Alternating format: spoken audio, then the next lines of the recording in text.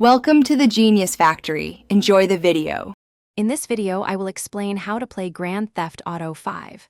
First, ensure you have the game installed on your chosen platform, whether it's a console or PC.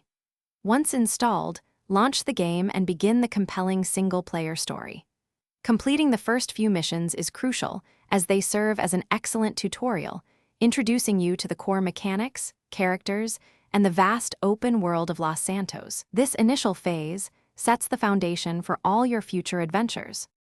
Once you've completed the introductory missions, the sprawling city of Los Santos is yours to explore.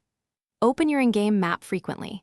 It's your best friend for locating main missions, side activities, and points of interest. Experiment with the wide array of vehicles available, from fast sports cars to sturdy off-roaders, to quickly traverse the diverse environments. Don't forget to look for hidden items and random events, which often provide unique rewards and expand your experience. To truly master Grand Theft Auto 5, focus on honing your core gameplay skills. Spend time practicing your aiming and combat techniques in various situations, as precise shooting is vital for success.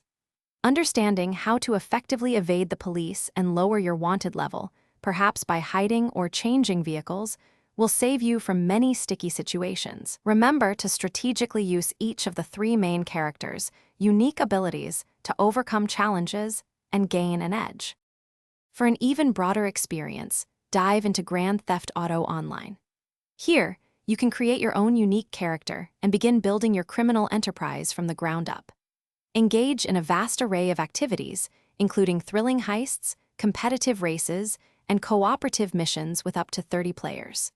Team up with friends or join a crew to maximize your earnings and dominate the online world, offering countless hours of dynamic multiplayer fun. Thanks for watching. If you found this helpful, don't forget to like and subscribe.